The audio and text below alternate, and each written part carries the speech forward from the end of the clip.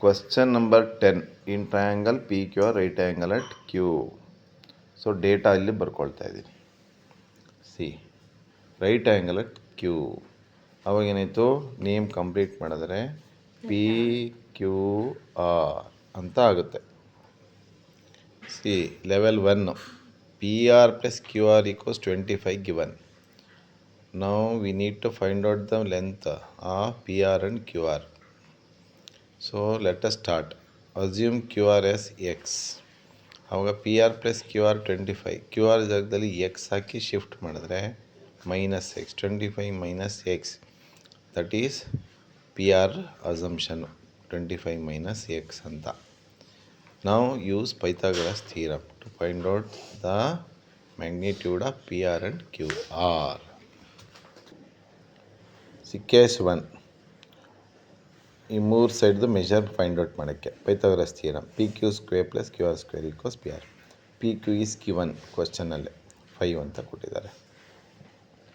Q R x ಅಂತ ನಮ್ಮ ಅಸಂಪ್ಷನ್ನು. P R 25 minus x Pythagoras theorem ಹಾಕಿದೆ. ನಾವು 5 ಸ್ಕ್ವೇರ್ ಈಸ್ 25 ಎಕ್ಸ್ ಸ್ಕ್ವೇರ್. ಇದನ್ನು a minus b whole square formula use ಮಾಡಿ ಎಕ್ಸ್ಪ್ಯಾಂಡ್ ಮಾಡೋಣ. ಹಾಂ, so 5 square is 25 x square.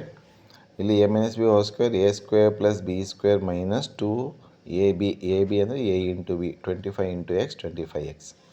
ನಾವು 25 x square, 25 square is 625 x square.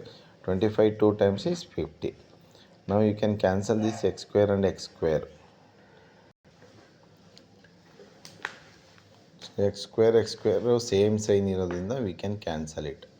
Now shift this minus 50 to the left hand side, plus 50 ಆಗುತ್ತೆ. 25 plus 50 625. 50 is equal to 25 ಈ ಕಡೆ ಬಂತು minus 25. 600 divided by this 50, 12 ಆಯಿತು. What is 12?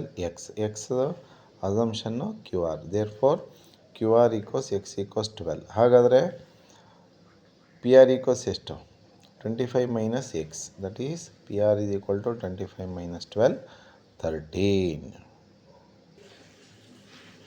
So X equals 12, X means QR equals X equals 12, PR is 13 ಆಯಿತು. So one more time draw the diagram. Now first question, what is given? Find tan P, cos P and sin P. ಅದನ್ನು find out ಮಾಡೋದು. C first question, sin P. P is here. Trigonometric ratio for sin is opposite by hypotenuse. P ಗೆ opposite ಬಂದು QR.